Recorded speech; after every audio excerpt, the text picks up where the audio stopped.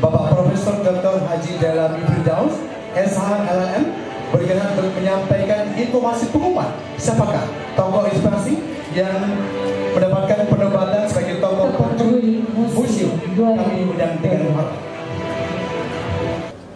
Tokoh ini lahir di lingkungan keluarga pengusaha. Namun ia tumbuh dan besar dalam didikan pamannya, seorang kelihan adat yang menempanya dengan kedisiplinan dan kerja keras. Perkenalannya dengan seorang guru menggambar sewaktu ia kecil begitu membekas di hatinya dan menjadi titik awal perjalanan karirnya di dunia seni. Selepas SMA, pria kelahiran 14 November 1951 melanjutkan kuliah di jurusan Seni Rupa Institut Teknologi Bandung (ITB). Namun di jurusan Seni Rupa ini hanya sekitar 2 tahun ia ikuti. Ia memutuskan untuk pindah jurusan karena ia merasa bakat, minat, dan kemampuannya lebih berkembang di jurusan seni yang lain, yaitu seni patung. Pilihan ini ternyata terbukti tepat, sebab pada tahun 1979 ia sudah meraih prestasi tinggi di bidang seni patung dengan memenangkan Lomba Patung Proklamator Republik Indonesia. Sejak kemenangan itu dan berkat keterampilan tangan yang berpadu dengan ketajaman logika dan kepekaan rasa seni yang tinggi, lahirlah berbagai karya seni patung yang indah dan mengagumkan. Deretan dari mahakaryanya antara lain patung Fatmawati Soekarno, patung Garuda Wisnu Kencana, monumen Jalaspeva Jayamahe, serta monumen Proklamasi Indonesia. Selain itu, ratusan karya seni patung lainnya berdiri megah di berbagai gedung dan sudut kota, menorehkan puncak prestasi dan pencapaian dari seorang seniman patung anak bangsa. Kini ia telah mendapatkan hampir segalanya dari seni patung yang digulitinya sejak tahun 1973 ini. Kini motif terpentingnya dalam berkarya adalah bagaimana ia bisa memberikan warisan budaya yang berharga bagi anak cucu bangsa. Maka ia kini lebih banyak menunjukkan kepedulian dan tanggung jawab terhadap masyarakat dan lingkungan di luar dirinya. Di Kabupaten Bandung Barat, Jawa Barat, ia membangun sebuah kawasan ruang seni budaya yang diberi nama New Art Sculpture Park. Di kawasan seluas 3 hektar tersebut, ia memajang karya-karyanya dari berbagai bentuk patung dan ukuran yang bisa dinikmati oleh masyarakat. Di kawasan tersebut, ia juga membangun gedung 4 lantai dengan gaya artistik yang sebagian area dalam gedung tersebut dapat dimanfaatkan masyarakat seperti pameran, pertemuan, dan berbagai ekspresi seni budaya lain. Terbaru mahakarya yang ia persembahkan buat negeri tercinta adalah Istana Garuda di ibu kota negara IKN.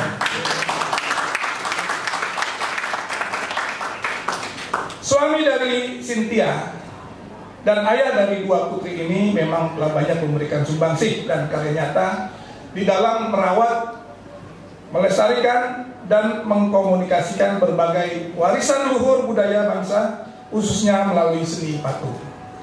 Maka dengan segala catatan prestasi yang luar biasa, dedikasi, dan sumbangsi nyata bagi perkembangan seni budaya, khususnya melalui seni patung, Dewan Juri Indonesia Museum Award 2022 dengan penuh bangga memberikan anugerah Purwa Kalagra kategori tokoh peduli museum kepada tokoh kita, sang maestro seni patung kebanggaan bangsa, Bapak Dr. Honoris Causa Nyoman Nuarta.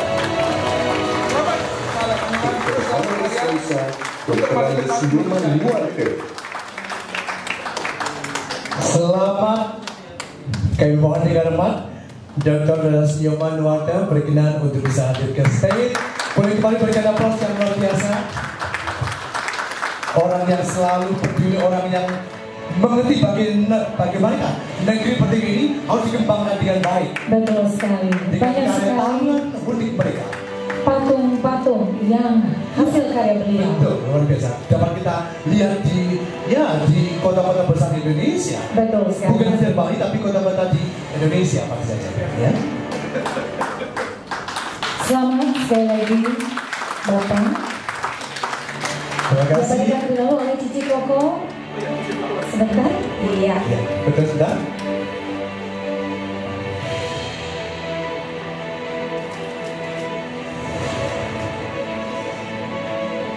Terima kasih kami aturkan Bapak Profesor Dr. Haji Dalami. Mohon dikasih impression, kasih pesan-pesan.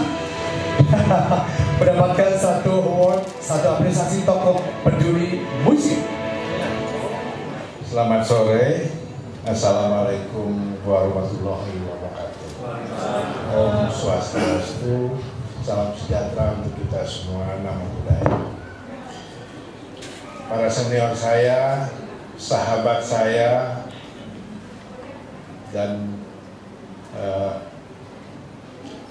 komunitas belajar yang bekerja keras dan memilih saya.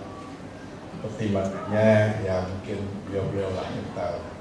Saya ucapkan terima kasih banyak atas penghargaan ini dan apresiasinya terhadap saya. Saya ini hanya bekerja saja, menuruti hati saya. Saya tidak terlalu mempedulikan kata orang seperti apa. Saya berkata apa yang saya rasakan baik, saya akan kerjakan. Jadi kebetulan di sini ada teman sahabat saya, Pak Indro, seangkatan dengan saya, cuma umurnya dia lebih muda. Saya pernah nggak naik. Ya. Kemudian menentukan pilihan agak membingungkan. Masuk ke ITB, tiba-tiba kita disodorkan formulir milih apa katanya. Di situ ada seni lukis, sedangkan saya sudah terbiasa melukis di Bali. Ya pilih lukis saja. Ya karena itu tahunya, begitu saya masuk ke ITB, loh, ini ada apa nih? Ada seni seperti begini nih, seni patung modern gitu. Sehingga saya berniat untuk berpindah. Akhirnya ketemu profesor yang paling galak di seni rupa, Pak Profesor Sujoko. Saya sedikit berdebat, Pak, saya bilang kalau kemauan itu untuk memilih patung, terus saya sekarang dilukis, gimana dong? Walaupun katanya saya lebih berbakat lukis, Bapak belum tahu saya patung. Makanya ini bisa pindah nggak? Saya bilang gitu. Waktu itu kan sempit sekali, jatah untuk patung itu cuma 5 orang beberapa. Akhirnya saya dikasih. Nah, untuk itulah menemukan dunia baru yang saya baru kenal sebenarnya tahun 73 itu. Kemudian entah bagaimana ikut sayembara dengan para senior, dengan para menjadi lawan gitu ya, para maestro. Tiba-tiba saya kepilih menang. Nah itu juga aneh juga, entah apa kriterianya saya menang, ya bekerja saja seperti biasa. Kemudian terus punya keyakinan, waktu itu kita ingat itu musimnya bukan loto, hadiah dulu sampai 1 miliar zaman dulu SDSB. Saya ditanya sama Pak Sujoko, gimana nih kamu kalau dapat hadiah itu 1 miliar mau bikin apa? Saya bilang teman-teman saya beli mobil, beli rumah segala macam. Saya ingin punya museum. Taman Patung, semua ada anak-anak teman-teman saya sok-sokan loh. Tapi saya akhirnya perlahan saya buktikan, dan sekarang kita walaupun masih kecil ya tempatnya cukup banyak, hampir jadi semua lah, tapi walaupun tidak tuntas. Sekarang cukup membanggakan, semenjak COVID ini pengunjung justru jadi berbanyak. Aneh juga, sekarang itu pengunjungnya sudah 6.000 per bulan ya. 6.000 per bulan. Mungkin juga karena boleh selfie. Kalau dulu kan nggak boleh foto-fotoan, sekarang karena boleh selfie jadi ramai. Ya ini saya kira memang seperti tadi, cucu lah dia ini ya, Maria ini bagus sekali dari bahasanya, dan memang begitu. Artinya anak-anak milenial kurang tertarik. Memang betul museum ini harus kita tingkatkan supaya nanti anak-anak yang membawa orang tuanya.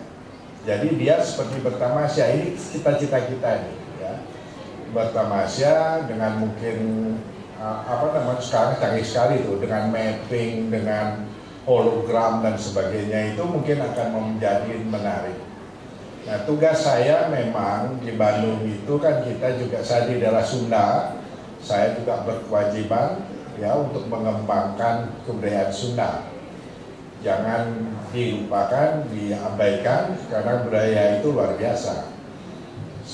Itu contoh kita sekarang ya, kita ini katanya kalau menurut data sebelum COVID, pariwisata budaya kita itu memperoleh 220 triliun.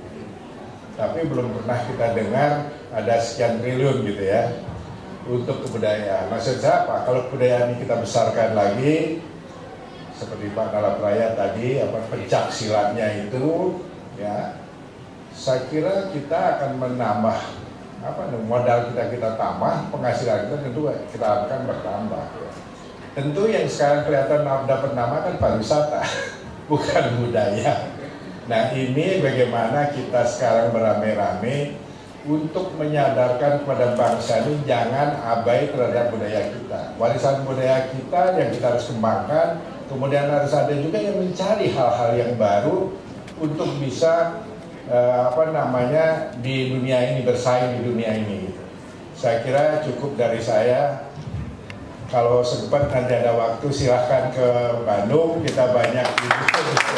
Terima kasih banyak. Terima kasih Dr. Haji Jonan Nyoman Walter, terima kasih mendapatkan satu predikat apresiasi tokoh peduli museum. Wow. Sekali lagi selamat. Kita bangga ya Mas Budi, tadi sempat foto bersama. 3 tokoh-tokoh yang luar biasa. Luar biasa. Hadir di tengah-tengah ruangan ini, keren banget, the best banget. Dan berikutnya sosok yang menjadi inspirasi bagi semuanya orang. Sosok